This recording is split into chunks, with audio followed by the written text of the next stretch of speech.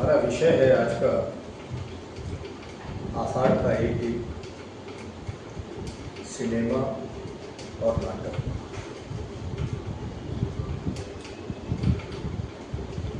तो किसी भी कृति पर हम चर्चा करें, विश्लेषण करें, तो उसके रचनाकार के बारे में भी जान लेना महत्वपूर्ण होता है।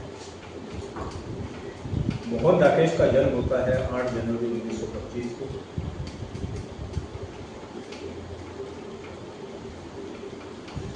आठ जनवरी 1925 को जन्म। 1925 साल हम देख रहे हैं, एक बहुत महत्वपूर्ण पड़ाव हो रहा है, जैसा कि हमारी पिछली गोष्ठियों से भी चर्चा हो रहा है। हमने देखा 1925 प्रेमचंद की रंगभूमि का प्रकाशन, 1925 मोहन राकेश का जन्म वर्ष, और इससे पिछली जो गोष्ठी हुई थी 1925 अमरकांत का जन्म।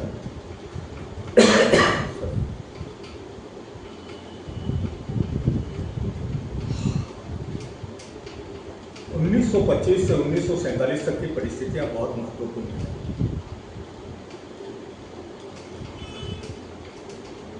रचनाकारों ने देश विभाजन देखा,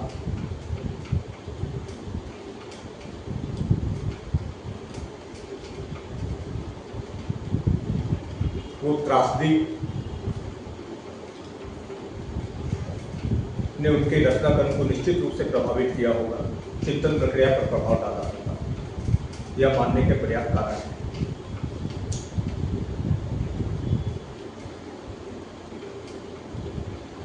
मोहन राकेश का परिवार सिंध से अमृतसर आकर बसा। क्योंकि मोहन राकेश का जन्म अमृतसर में ही हुआ, तो यह समझ में आता है कि परिवार बहुत पहले से सिंध से आकर भारत अमृतसर प्रांत में बस गया। परिवार में उन्हें, अपने परिवार से उन्हें कुछ चीजें मिली। उनके पिता साहित्य संस्कृति में रुचि रखते थे, तो घर में एक माहौल था। बीज वहां से पढ़ने शुरू हो जाते हैं, घर में कोई माहौल रहता है।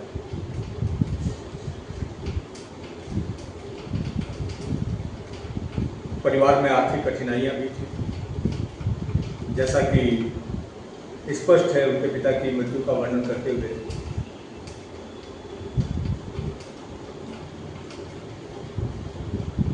कि उनके पिता की मृतदेह मकान मालिक ने उठाने नहीं दी, क्योंकि मकान का किराया बाकी था। उनकी माता ने अपने कंगन देकर, गहने देकर वो कर्जा चुकाया, और तब उनके पिता की अर्थी उठी। यह एक हृदय विदारक परिस्थिति है। लेकिन यहाँ हम देखते हैं कि मोहन राकेश उसके बाद भी अपनी पढ़ाई जारी रखते हैं और वो MA करते हैं। यह उनके दृढ़ व्यक्तित्व का परिचय है। यहाँ यह भी जाहिर होता है कि वह न टूटने वाला इंसान थे, न झुकने वाले इंसान। उनके पूरे कैरियर में ये चीज़ें दिखाई देती है। वो कहीं एक जगह टिककर काम नहीं कर सकते, क्योंकि नौकरी की बाध्यता वो समय उन्हें स्वतंत्र लेखक के रूप में पाठक लगता है। तो विभिन्न विश्वविद्यालयों में, शैक्षणिक संस्थाओं में, कॉलेज में वो काम करते हैं आजीविका के लिए। लेकिन उनके अंदर एक छटपटाहट रहती है कि वो इससे मुक्त हो जाए और स्वतंत्र लेखन करें। हालांकि उनका एक कोटेशन भी एक जगह देखने में आया कि ऐसा नहीं है कि जब मैं नौकरी से मुक्त हो गया तो मैंने सुबह की शुरुआत लेखन से ही की। हालांकि पहले ये सोचता था कि नौकरी नहीं रहे तो सुबह सुबह उठ करके लिखने का एक आनंद अलग है। तो कुल मिलाकर यह जाहिर होता है कि वह लेखन के प्रति एक समर्पित इंसान थे और बहुत ही संवेदनशील व्यक्ति थे। जैसा कि उनकी रचनाओं से ज्ञात होता है कि वो संवेदनाओं के उन क्षणों को जो समाज के साथ प्रवाहित हो रहे हैं, किसी एक अनुभूति के क्षण को पकड़कर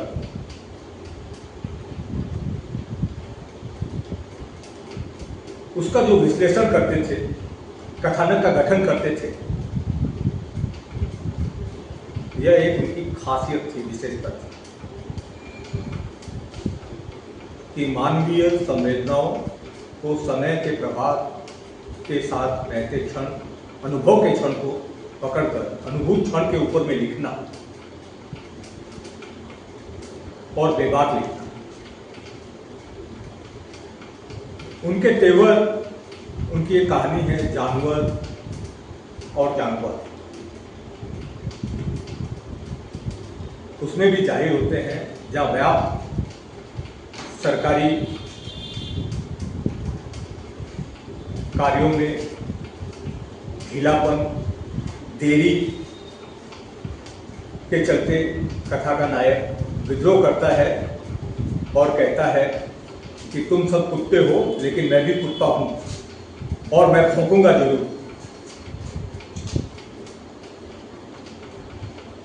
और अगर सुनवाई नहीं हो रही है तो मैं बेलाज भी हो जाऊंगा। तो आज मैं अपने सारे कपड़े उतार कर यहाँ धरना दूंगा। और उनके जमीन अलॉटमेंट का काम जो लटका हुआ रहता है वो आधे घंटे में, थोड़े ही समय में पूर्ण कर दिया जाता है। फाइलें दौड़ती है, अफसर दौड़ते हैं, कमिश्नर सक्रिय होता है और उनका काम हो जाता है। बाहर निकलते हुए बोलते हैं बाकी लोगों से जो वर्षों से लाइन में लगे हुए हैं उन्हीं की तरह। उनसे कहते हैं कि भौंको, यानी वो कहते हैं आवाज़ उठाओ अन्याय के विरुद्ध। अगर नहीं बोलोगे तो काम नहीं होगा। बोलना जरूरी है, अन्याय का प्रतिकार जरूरी है।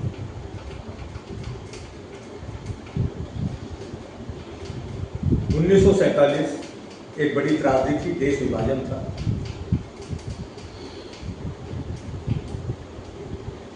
लोमहर्षक घटनाएं हुई। 22-23 साल के युवा थे मोहन राकेश। हाँ, हम लोग मोहन राकेश कहते हैं या इस सूचना से तो कि उनका नाम था मदन मोहन गगरानी और राकेश उन्होंने उपनाम रखा था अपना। तो साहित्य की दुनिया में वो मोहन राकेश के नाम से चर्चित थे। 4.5 उपन्यास, 4 पूरे और 1 अपूर्ण उपन्यास, 10 एक कथा संग्रह, 10 नाटक,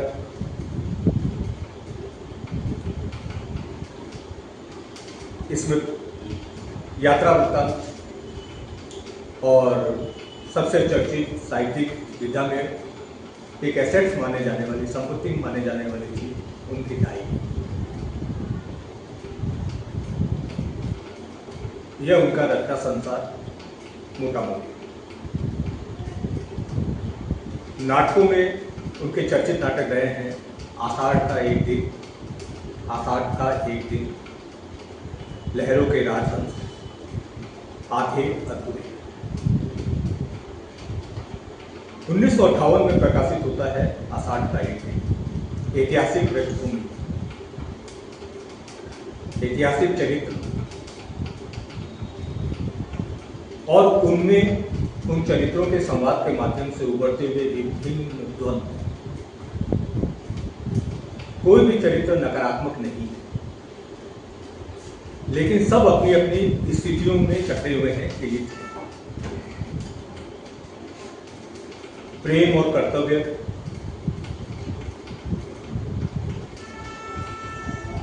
भावनाएं और यथार्थ,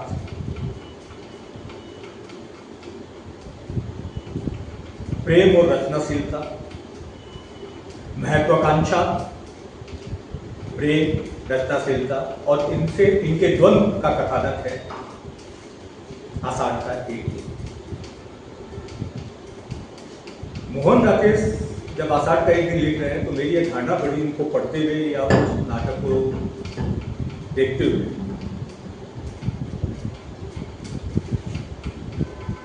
कि यह नाटक अपने आप में पूर्ण नाटक है, जैसा कि बहुत से आलोचकों ने लिखा भी है, और हिंदी का पहला पूर्ण नाटक माना जाता है जिसमें सारे रंगमंचीय तत्व मौजूद हैं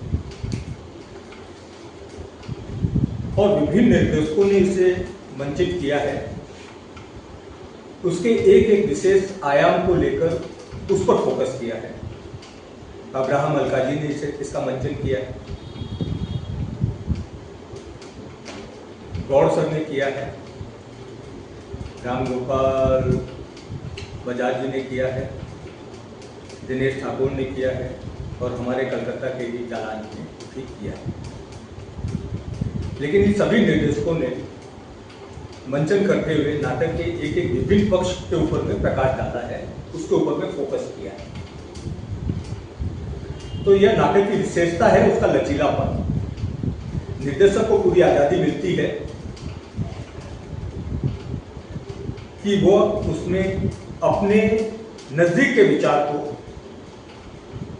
उतनी ही सहूलियत से हाईलाइट कर सकता है जैसे कि कोई दूसरा निर्देशक किसी दूसरे विचार, और सभी अपने आप में परिपूर्ण लगते हैं। तो हिंदी को नाटक जो मेलोड्रामा फंतासियों में उलझे हुए थे उसको एक आधुनिक कलेवर देते हैं मोहन राकेश। भारतेंदु प्रसाद का युग और उसके बाद एक नया सूत्रपात होता है मोहन राकेश का। इसी समय साहित्य में, कहानी में नई कहानी के नाम से नई कहानी का उद्भव और विकास होता है। तो इसके प्रणेता जब इनके ऊपर बात करें तो तीन नाम हमारे सामने आते हैं, मोहन राकेश, कमलेश्वर, राजेंद्र यादव, और तीनों में बहुत अच्छी मित्रता थी। मोहन राकेश का एक नाटक है पैर तले जमीन, जो अधूरा रह गया था, उसे कमलेश्वर ने पूरा किया। राजेंद्र यादव की एक कहानी थी जिसकी समीक्षा मोहन राकेश ने की, और क्या शानदार समीक्षा की। उनका एक पत्र मुझे नेट पर मिला, वो पत्र को भी मैं यहाँ पढ़ना चाहूंगा। मित्रता में भी स्पष्टवादिता और आलोच्य धर्म उसका कर्तव्य का निर्वाह करते हुए अपनी बात वो किस तरीके से रख रहे हैं, और उस पत्र से यह भी जाहिर होता है कि दोनों में कितनी गहरी मित्रता थी। यह एक द्रष्टव्य है।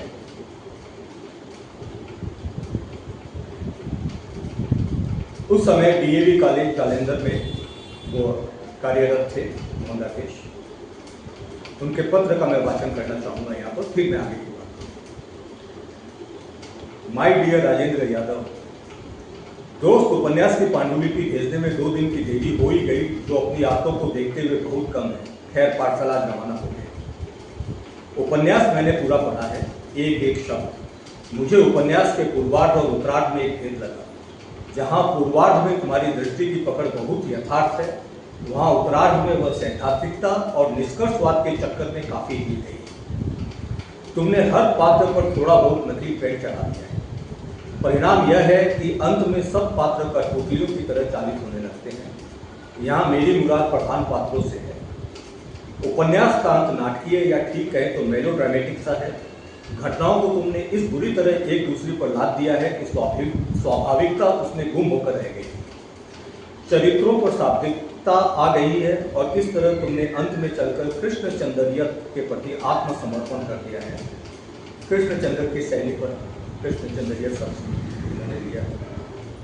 पढ़ने में उपन्यास आरंभ से अंत तक रोचक है। कहानी कट कहीं भी डल नहीं होती और यह कम सफलता नहीं है। इससे बड़ी सफलता है आरंभ से अंत तक तुम्हारी दृष्टि की स्पष्टता और अभिव्यक्ति की साहसिकता, बल्कि कहीं कहीं दुस्साहसिकता। इस तरह इस पुस्तक से तुम्हें कुटिल दृष्टिपात और गाढ़ालिंगन तो बहुत मिलेंगे, परंतु निंदा स्तुति के फेर से हटकर भी तो उपन्यास का एक अस्तित्व है। और उस दृष्टि से इसकी सबसे बड़ी कमजोरी है सभी पात्रों की प्राय एक ही भाषा में भाषण देने की प्रवृत्ति। हर प्रसंग में वे पुस्तकीय ज्ञान बढ़ाने से बात नहीं आती और अपनी स्वाभाविकता और लेक्चरबाजी को मिलाकर वे रेडियो सिलोन का व्यापार विभाग बन जाते हैं। मैं इसे तुम्हारी कमजोरी कहूँगा कि तुमने जो कुछ पढ़ा है और जो तुम्हें अच्छा लगा है उसे पात्रों के मुंह से ज्यों का त्यों कहलवाने के लोभ को तुम संवरण नहीं कर सकते। यह लोभ तुम्हें उन चीज़ों का विस्तार देने में भी रहा है जो तुमने कभी देखी है, परंतु जिनका फोटोग्राफिक विस्तार के साथ वर्णन उन श्रेणी के पाठकों को उकता देगा जो श्रेणी प्राय इसे पढ़ेगी। तुम्हारी 1000 कोशिश के बावजूद उपन्यास की अपनी इंटेलिजेंसिया तक ही सीमित होगी और उस दृष्टि में हर तीसरे कदम पर तौलियों, अलमारियों और मेजपोश के रंग, डिजाइन और साइज गिनाने लगना बहुत एमेच्योरिश लगता है। डिटेल देने का यह मतलब कदापि नहीं है कि आदमी बाण भट्ट का चेला बनकर मैदान में उतर आए कि साले पढ़ने लगा है तो अब जाता कहाँ है, ले जोड़े का नाम और स्टाइल याद कर, तेल का रंग और खुशबू पहनता, ब्लाउज का कपड़ा और कट ले, अच्छी खासी वाइट बेच की सैर हो जाती है। मुझे ज़्यादा गुस्सा इसलिए आया कि साला इतना अच्छा आरंभ था, ऐसी अच्छी डेवलपमेंट चल रही थी और आप जाने दूसरे शो में कोई बम्बैया पिक्चर देखा है और उपन्यास के अंत को उसी के रंग में ढाल दिया। साले जरा पैसेंस से काम लेता तो क्या बिगड़ जाता। अब जरा टेक्निक की बखिए उधेड़े जाए। आरंभ से उपन्यास में हर चीज को शरद की दृष्टि से देखा गया है, इसलिए पाठक शरद के साथ ही चलता है। यह मां सोचालू चरित्र काफी हद तक भी राजेंद्र यादव जी के व्यक्तित्व का प्रतिनिधित्व करता है। मजाक तो वह ठेठ उन्हीं की जबान में करता है और वही क्यों, हर पुरुष और स्त्री प्राय मजाक करते समय ठेठ राजेंद्र यादव स्टाइल अपना लेना अपना जन्मजात अधिकार समझता है। खैर, तो शरद के साथ चलते हुए आपको दो एक जगह दिक्कत पेश आई और आप उस बेचारे को अकेला छोड़कर दूसरी जगह जा पहुंचे। जैसे कार में बैठे कथुरिया जी से सूरज की बातचीत के प्रसंग में और बातें बातें बातें शीर्षक अध्याय में कट सीन में यहाँ जर्क लगता है, या तो फिर शरद का पल्ला पकड़ कर ही चलते, यह कमजोरी बहुत खमती है। खैर, निंदा बहुत हो गई। अब सुनो कि पूर्वार्ध के सूरज नेता भैया और माया देवी बहुत साफ चरित्र हैं, जैसे कि हिंदी में बहुत कम देखने में आते हैं। शरद सबसे ज़्यादा कंपोजिट अर्थात घालमेल चरित्र है। बाद में तुमने सभी को कंपोजिट बना दिया है। भाषा की दृष्टि से कहा जा सकता है कि इतना सजीव भाषा भी बहुत कम मिलती है। कई जगह दर्पण बहुत सुंदर और इमेजेस बहुत आकर्षक है, मगर एक बात बताओ कि यह सारा शरद चेतन और धनराज के हीरो, क्या नाम था उसका, का ही परिशोधित संस्करण नहीं है। अंतर केवल इतना है कि यह साला मार्क्सिस्ट विश्लेषण कर लेता है, पर उपन्यास की परिणति तो पलायन में ही है। भले ही सूरज जी की नसें प्रत्यंचा की तरह तंग गई, परंतु वह प्रत्यंचा भी एक धोखे से ज्यादा क्या है। अंत में भूमिका में गाड़ी की लेक्चरबाजी की उपन्यास की मेन थीम पर क्या स्टेडिंग है, वो चीज बहुत हल्की हल्की आई है। उपन्यास का ढांचा उठकर खड़ा नहीं है जैसी की अपेक्षा होती है। अंतर अब अपना तीसरा उपन्यास जल्दी से देख डालो, ससने राकेश। यह उखड़े हुए लोग पर चर्चा करते हुए उन्होंने पढ़ा, राजेंद्र यादव जी का उपन्यास उखड़े हुए। इस पत्र से स्पष्ट होता है कि रचना करते समय, चरित्र गठन के समय, कथानक को विस्तार देते समय, भाषा के स्तर पर और क्लाइमेक्स पर राकेश का चिंतन, उनकी चिंतन पद्धति क्या थी। इस पत्र को हम राजेंद्र यादव जी को लिखे पत्र के परिप्रेक्ष्य में न देखकर उनकी दृष्टि को समझने का के लिए प्रयोग करें तो ज्यादा बेहतर हो। यह किसी की निंदा या प्रशंसा नहीं, यह दोस्तों की बातचीत है, जैसा कि प्रेम को लोग मीठी गाली से भी उन्होंने संबोधित किया।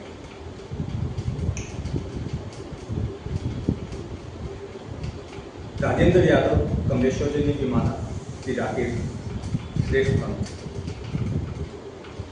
तो इससे यह जाहिर होता है, हम कह सकते हैं कि अपने युग के महानायक थे।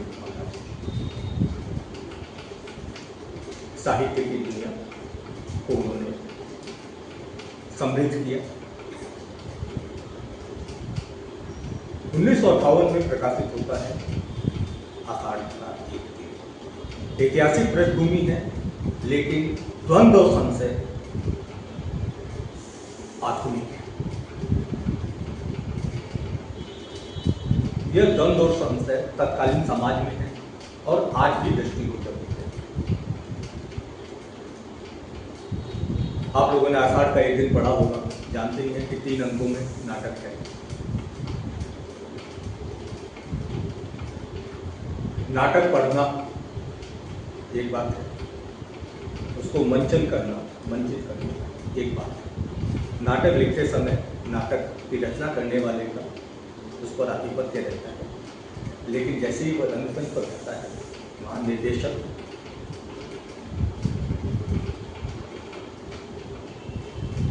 की छाया उस पर पढ़नी बहुत स्वाभाविक है। और जब उसका सिनेमा में रूपांतरण होता है तो निर्देशक की सोच उस पर भारी है। जैसा कि मैंने पहले भी कहा, विभिन्न निर्देशकों ने इस नाटक को अपने अपने ढंग से लिखा। नाटक के 3 अंक समय के 3 कालखंड का प्रतिनिधित्व करते हैं। वहाँ भूतकाल भी है, आज भी है और भावी भी है। नाटक एक समय को प्रतिबंधित कर रहा है, 1958 का समय, जब रचनाकार का समय, लेकिन उसकी ऐतिहासिक पृष्ठभूमि उसको और अधिक में ले जाए तो हम कह सकते हैं कि यह नाटक जो है अतीताश्रित है, अतीत पर आश्रित है। लेकिन नाटक में जो चरित्र है, उनका जो द्वंद्व है, वो आज की तारीख में 1958 हमारा अतीत हो जाता है, तो उस अतीत का प्रतिबिंब है उन चरित्रों, और वो चरित्र आज भी सार्थक है। डिजिटल युग है, समय बदल गया है, तो लेकिन वो द्वंद्व संशय वही। कथानक पर बात करें तो कथा की आषाढ़ का एक दिन में जो पात्र है, उसमें सबसे सशक्त पात्र है मल्लिका।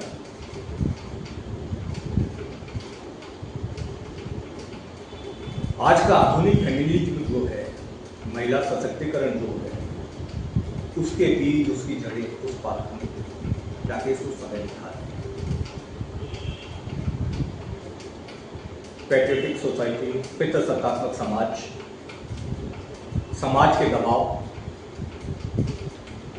उसमें प्रेम और कर्तव्य। एक निश्चल निस्वार्थ प्रेम करने वाली नायिका, जो प्रेम में टूटती है, लेकिन प्रेम को टूटने नहीं देती। निस्वार्थ प्रेम और अपना कर्तव्य कालिदास को ऊंचे मुकाम पर देखने में वह एक सशक्त भूमिका निभाती।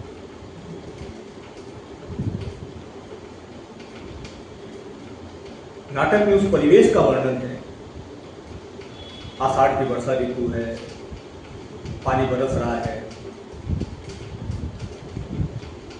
ऋतु संगार लिख चुके हैं।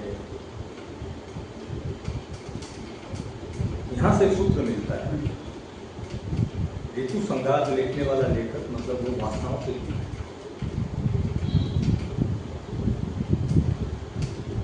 वो भावनाओं के जगत पर विचरण कर रहा है। उसकी उस भावनाओं को समझने वाली नायिका मल्लिका है, वो उसका साथ दे रही। मल्लिका के घर में उसकी माता है अंबिका, जो बहुत यथार्थवादी दृष्टिकोण रखती है। उनकी आयु, मल्लिका की माता का पद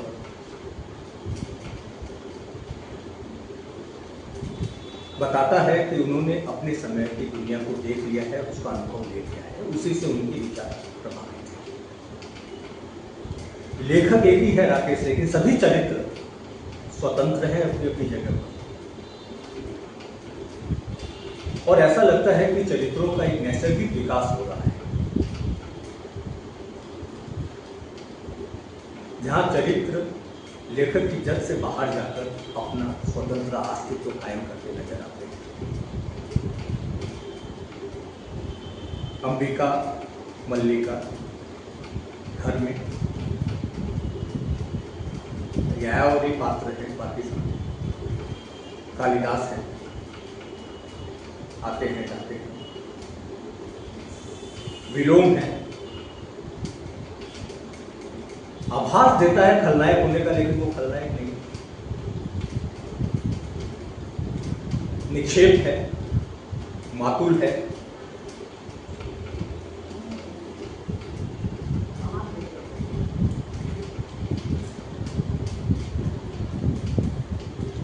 प्रियंगु है,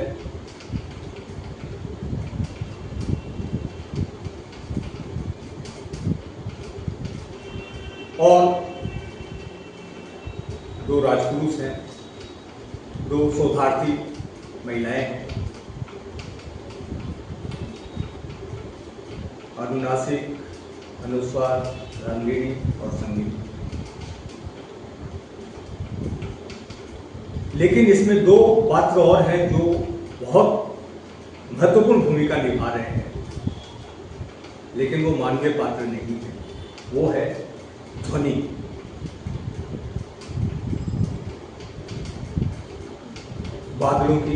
बादलों का गर्जन, बरसात की आवाज और घोड़े की टाप, घोड़ा दौड़ने की टाप। यह सारे चरित्र और ये सहायक चीजें मिलकर नाटक का गठन कर रही है, और सबका उपयोग बहुत खूबसूरती से, सबका संयोजन बहुत खूबसूरती से हुआ है। कहीं पर भी कोई छोड़ या ठहराव नहीं है, एक गति मेंटेन की गई, जो बहुत महत्वपूर्ण है।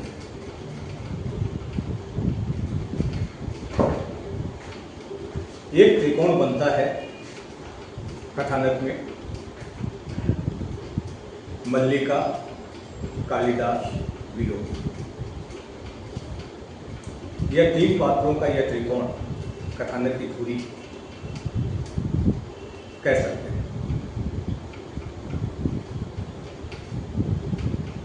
अंबिका और मातुल प्राचीन परंपराओं को, सामाजिक सोच का प्रतिबिंब करते हैं।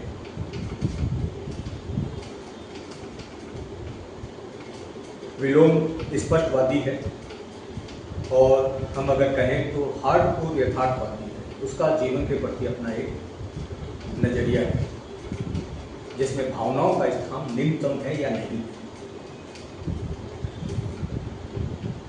कालिदास भावनाओं के स्तर पर जीने वाला व्यक्ति है, चरित्र है। मल्लिका भावनाओं को महत्व देती है, अपनी शर्तों पर अपना जीवन जीती है, बिना किसी समझौते के, और जिसे अपना कर्तव्य समझती है, जो अपना कर्तव्य निश्चित करती है, उसके प्रति अपनी सारी शक्ति लगा देती है, अपना सर्वस्व लगा देती है। कालिदास को उज्जैनी जाने के लिए प्रेरित करती है। तो पहले अंक का कथानक ये है कि कालिदास और मल्लिका, संवादों के माध्यम से पता चलता है कि बाद बारिश में भीगकर मल्लिका आई है और खूब खुश है। अंबिका को यह चीज बुरी लगती है, खटकती है। माँ बेटी में खुलापन है, संवाद है, और अपने अपने भावों की अभिव्यक्ति खुले रूप से।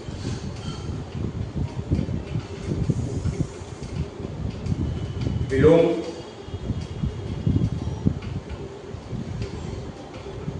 मल्लिका और कालिदास को लेकर जो अपवाद समाज में फैल रहा है, उसके प्रति चिंतित है, या समाज का प्रतिनिधित्व करते हुए उस बात को सामने रखा है।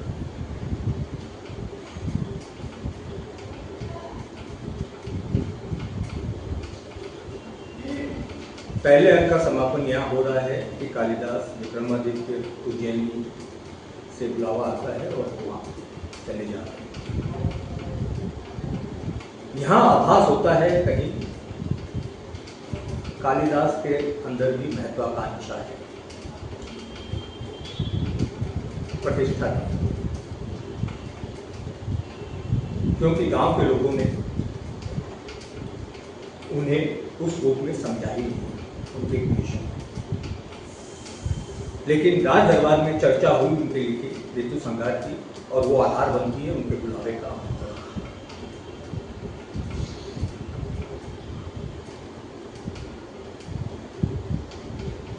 दूसरा अंक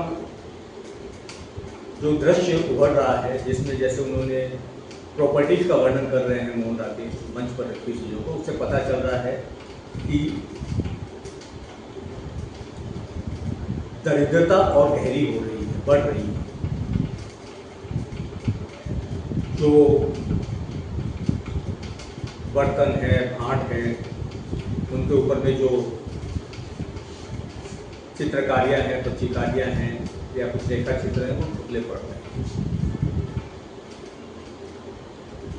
मल्लिका का संघर्ष है, अंबिका बीमार है और मल्लिका उसके लिए औषधि वगैरह की व्यवस्था करती है। नाटक में यह कहीं नहीं पता चल रहा है कि पुरुष पात्र श्रम क्या करते हैं। कालिदास के बारे में यह पता चलता है कि वो लेखन में रचा बसा है, मातुल के घर में आश्रय मिला हुआ है, वही उनका पालन पोषण हुआ है, अनाथ। लेकिन अंबिका को श्रम करते हुए दिखाया जा रहा है। वह छाले से धान फटक रही है, कुछ कूट रही है, कुछ न कुछ गतिविधि में व्यस्त।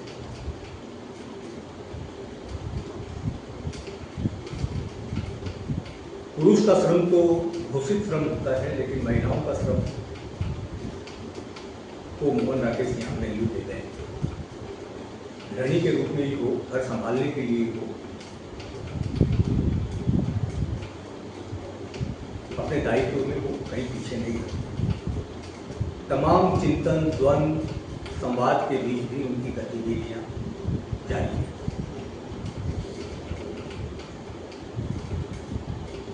तीसरा अंक नाटक का क्लाइमैक्स। इससे पहले दूसरे अंक में एक महत्वपूर्ण बात आती है कि कालिदास मंच पर तो नहीं है, लेकिन संवाद में है घोड़े की टापों के साथ, और पता चलता है कि वो बहुत सालों बाद लौटकर उसी गांव में फिर आए हैं और आगे जा रहे हैं। यहाँ मोहन राकेश राजनीति पर भी कटाक्ष कर रहे हैं। सरकारी अधिकारियों के कार्यकलापों पर तौर तरीकों पर कटाक्ष, अनुनासिक और अनुस्वार, तमाम चीजें समझते हैं, क्या ठीक होना चाहिए उसका चिंतन करते हैं, और अंत में असहमत होकर वहीं पर सहमत हो जाते हैं, अपनी असहमति पर सहमत हो जाते हैं और कहते हैं कि तब कुछ नहीं किया जाएगा, यही।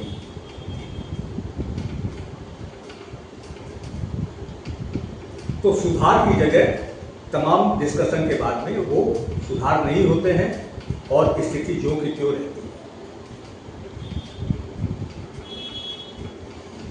यह राजनीतिक कार्य पद्धति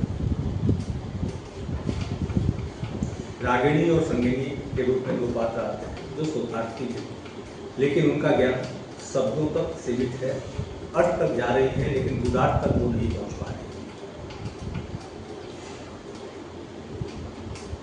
यह देश की शिक्षा नीति पर भी व्यंग माना जा सकता है, कटाक्ष माना जा सकता है। वो शोध कर रही है, रिसर्च स्कॉलर, लेकिन उसमें डेप्थ नहीं। मोहन राकेश चूंकि कॉलेजों वगैरह में पढ़ाए हैं और देखे हैं, तो उन्होंने यह अनुभूत किया होगा नहीं, और वो इस पर कमेंट अपने नाटक के माध्यम से कर रहे हैं।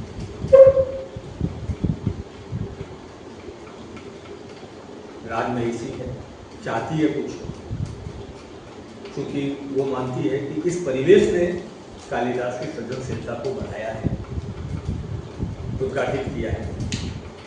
लेकिन जैसा कि एक एलिट सोच होती है कि वो स्थूल आयामों को देख रही है, वो चाहती है कि वहाँ की बकरियाँ, वहाँ के पेड़ पौधे, वहाँ के पत्थर वो अपने साथ ले जाकर के उस परिवेश की रचना करे जिसमें कालिदास की सृजनशीलता होती है।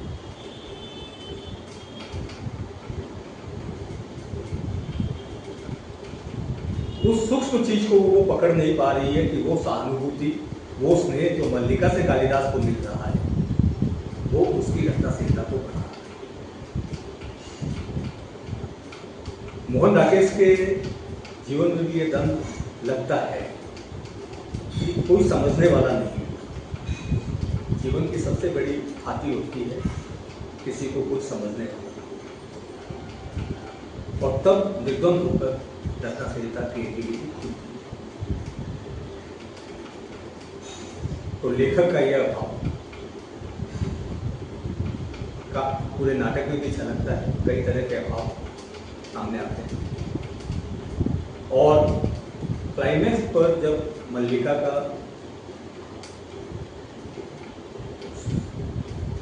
स्वतः संवाद जो है, वो इस नाटक को एक नई ऊंचाई पर पहुंचाता है।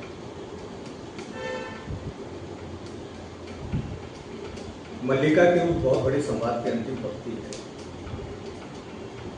और पुत्री के रोने की आवाज आ रही है, और वो कालिदास से कह रही है, एक लंबे संवाद के बाद में अंतिम पंक्ति आती है कि यह मेरे अभाव की संतान है।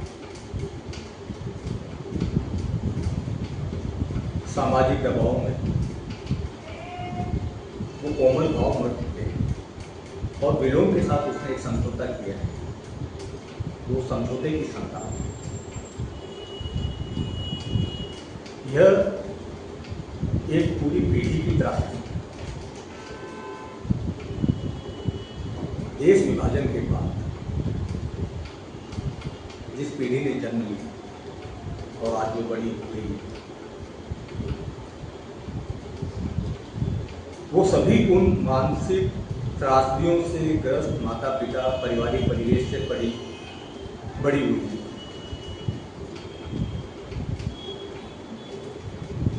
शायद राकेश ये कहना चाह रहे हैं कि उस परिवेश ने समाज में कुंठाओं को बढ़ा दिया, द्वंद्वों को और ज़्यादा बढ़ा दिया, लेकिन राकेश उसका सलूशन नहीं बता रहे। शायद राकेश ये चाहते हैं कि सलूशन बताने वाला मैंने बातें रख दी है, बौद्धिक समाज चिंतन करें और अपने समय के रास्ते निकालें। मणिकौल जब इस नाटक का फिल्मांकन करते हैं तो एक बहुत खूबसूरत बात वहाँ सामने आती है कि नाटक की भाषा रंगमंचीय है, मणिकौल उसको सिनेमाई माध्यम से, सिनेमाई भाषा में ट्रांसलेट करते हैं, तो यहाँ एक बड़ी चूक हो जाती है। नाटक पर सिनेमा का हावी होता है, सिनेमाई भाषा, लेकिन मणिकौल ने तलवार की धार पर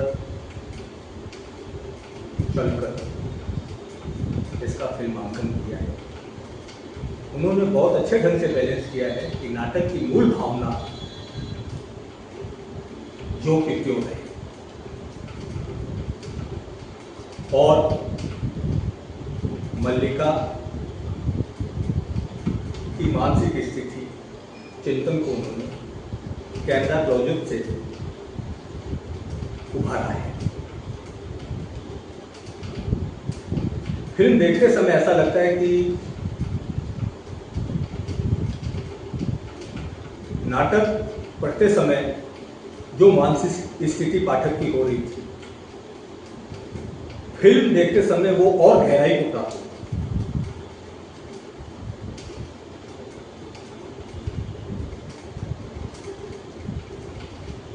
बहुत ठहराव के साथ अपना समय लेकर सभी पात्र संवाद डिलीवर कर रहे हैं। संवादों के बीच में जो समय का अंतराल है, वो अंतराल दर्शक का इन्वॉल्वमेंट करता है और दर्शक की चिंतन प्रक्रिया उस समय चालू रहती है। वो उस पर्दे पर जो दृश्य दिख रहा है उससे अपने आप को रिलेट करते हुए आगे बढ़ता है।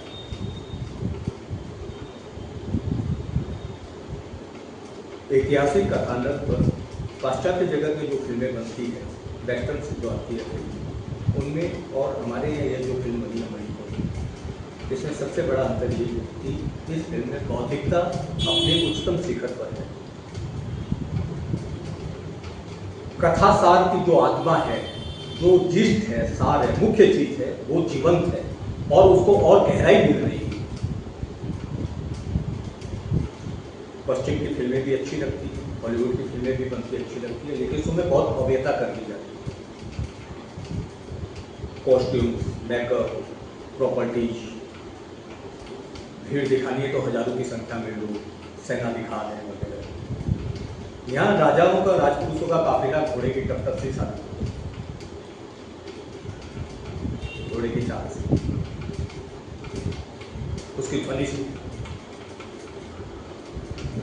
पूरी प्रकृति का विहंगम दृश्य बादल की गर्जन और कड़कड़ाहट से सामने निकल गया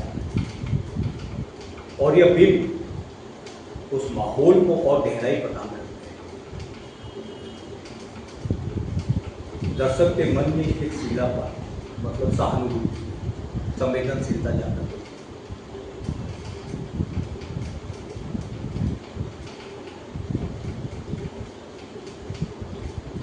कान फिल्म महोत्सव में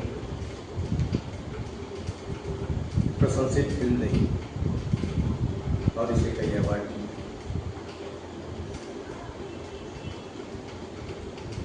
तो मोहन राकेश का कथानक और मणिकौल का निर्देशन, यह एक दुर्लभ संयोग हुआ सिनेमा और साहित्य के क्षेत्र। एक और कहानी है उसकी रोटी, राकेश की लिखी, जिस पर भी मणिकौल ने फिल्म बनाई और उसकी पटकथा राकेश ने बनाई। तो साहित्य और संबंध, साहित्य और सिनेमा का यह संबंध जो बौद्धिक जगत को ताकत देता था, आज कहीं हो सके है। हालांकि बहुत से फिल्मकार हैं जिनकी फिल्मों को देख करके लगता है कि राकेश से प्रेरित है। जैसे एक फिल्म नेटफ्लिक्स पर है गहराइयाँ, संवेदनाओं का दर्द, या एक फिल्म है तमाशा, इम्तियाज अली, जिसमें नायक कॉर्पोरेट नौकरी छोड़कर थिएटर की तरफ आता है और वहाँ प्रेम, समाज और कर्तव्य के द्वंद्व को दर्शाया गया है। तो ऐसा लगता है कि यह कथानक राकेश से प्रेरित है, लेकिन बहुत छूट हो सकता है नजर में नहीं आई, क्योंकि हमारी भी अपनी सीमाएं हैं। लेकिन ऐसी कैटेगरीज होनी चाहिए साहित्य की फिल्मों पर और उसे प्रसारित किया जाना चाहिए।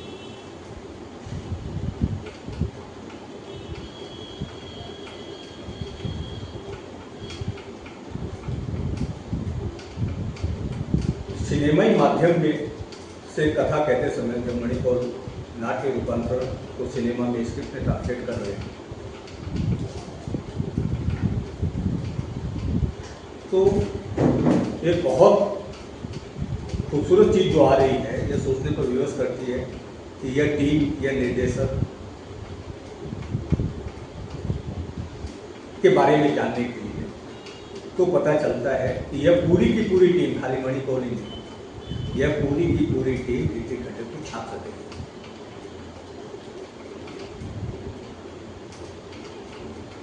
और जैसा कि पूर्ववर्ती वक्ता डॉक्टर सिंह ने बताया,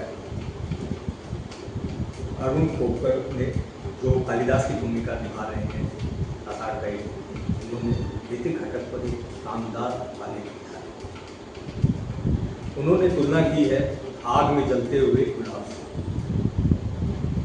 आग झूठ को, स्थूल चीज़ों को जलाकर नष्ट कर देती है और गुलाब प्रेम, सौंदर्य, कोमलता का प्रतीक है।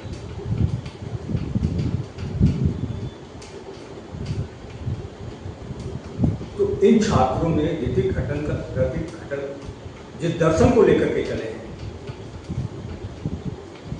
उसकी अनुभूति भी दिखाई देती है इनके फिल्मों में, इनके लेखन। और चूंकि कलाकारों में सिनेमा की समझ ऐसे गुरु से विकसित हुई थी, तो क्या निर्देशक और क्या कलाकार सभी ने उस चीज़ को, आषाढ़ का एक दिन में जो लेखक कहना चाहता है, उसको बहुत गहराई से पकड़ा और अपनी संवाद अदायगी अपने अभिनय, अपने एंट्री एग्जिट, ये इम्पोर्टेंट बात है इस सिनेमा की कि जैसे थिएटर में एंट्री एग्जिट होता है, इफेक्ट करता है, पात्र आता जाता है, इसमें भी दरवाजों, बाहर का दरवाजा और अंदर का दरवाजा एंट्री एग्जिट का काम कर रहा है। नाट्य अंदाज में ही पात्र आ रहे हैं और नाट्य अंदाज में अपना संवाद डिलीवरी करके निकल जा रहे हैं। उन संवादों से फिल्म में दिखाए गए परिवेश को, नाटक का मूल भाव और गहरा होकर उभरता है। तो कह सकते हैं कि आषाढ़ का एक दिन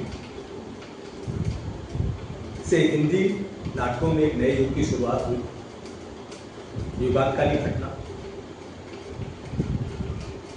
और उसके साथ उतना ही न्याय किया मणि कौल ने अपने निर्देशन के चमत्कार से। बेजो इच्छा और बढ़ गई है कि इनके ऊपर और ज़्यादा जानकारी लेने की इच्छा है, हम इनको पढ़ें, इन्हें सुनें और समझें।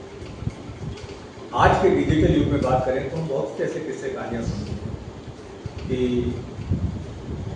लड़का लड़की प्रेम में है, विदेश में नौकरी मिल गई है, घर वालों की महत्वाकांक्षा है, लड़के पर दबाव है, पर वो विदेश चला जाता है। वापस जब लौट कर आता है तो पता चलता है पैसे का दबाव नहीं होगा। तो द्वंद्व है जीवन में, महत्वाकांक्षा, प्रेम, समाज।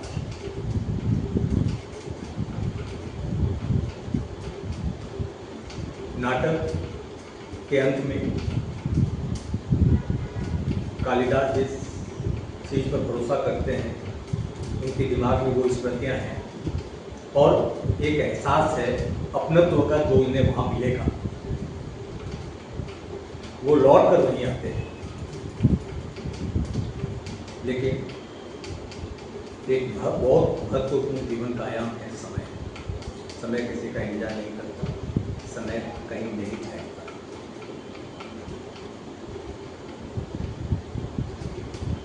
कालिदास से नई परिस्थितियों से का सामना नहीं करते हैं और वहां से पलायन कहना कठोर शब्द हो जाएगा, लेकिन निकल जाते हैं और वहां करना।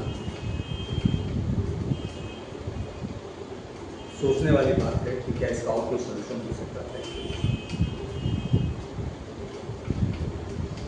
तो हर समय के अपने द्वंद्व होते हैं और उस समकालीन परिस्थितियों में उन द्वंद्वों का सोल्यूशन मनुष्य को ही ढूंढना है, जो जीवित है उन्हें ही ढूंढना है।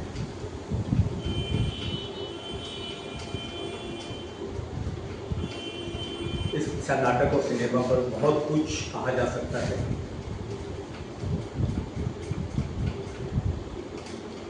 बहुत बोला जा सकता है। इसमें दर्शन है, फिलोसफी, समाज है, राजनीति है, कला है, रचनाशीलता है, कर्तव्य है और इन सब के आपसी द्वंद्व भी है। राकेश ने द्वंद्वों को जिस तरीके से सामने रखा है वह समसामयिक है, यथार्थ के नजदीक है और आज भी प्रासंगिक है।